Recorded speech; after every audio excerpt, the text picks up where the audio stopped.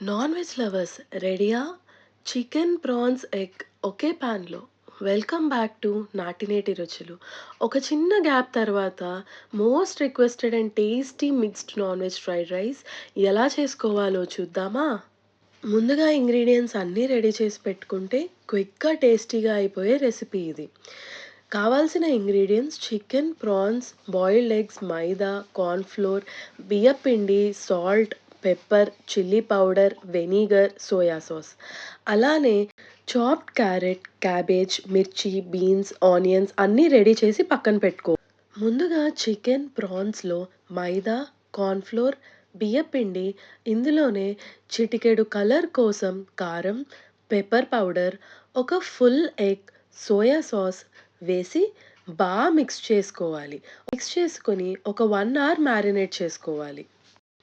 ఇప్పుడు కడాయి పెట్టి ఆయిల్ వేసుకొని హీట్ అయిన తర్వాత మ్యారినేట్ చేసిన చికెన్ వేసుకొని గోల్డెన్ కలర్ వచ్చేలా ఫ్రై చేసుకొని పక్కన పెట్టుకోవాలి.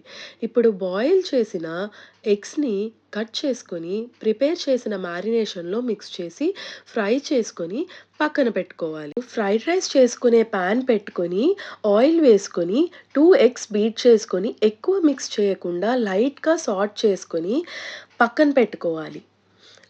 ఇదే ఆయిల్‌లో మిర్చి, ఆనియన్స్, బీన్స్, క్యారెట్, క్యాబేజ్ అన్నీ వేసుకొని హై ఫ్లేమ్‌లో 2 మినిట్స్ సాట్ చేసిన తర్వాత మనం ఫ్రై చేసి పక్కన పెట్టుకున్న చికెన్, ప్రాన్స్, ఎగ్‌ని వేసుకొని ఒకసారి ఫ్రై చేసుకొని ముందుగా ఉడికించి పక్కన పెట్టుకున్న బాస్మతి రైస్ వేసుకొని ఇందులోనే పెప్పర్, సోయా సాస్, వెనిగర్, కొంచెం టేస్టింగ్ సాల్ట్ వేసుకొని హై ఫ్లేమ్‌లో సాట్ చేసుకొని దించేసుకోవడమే.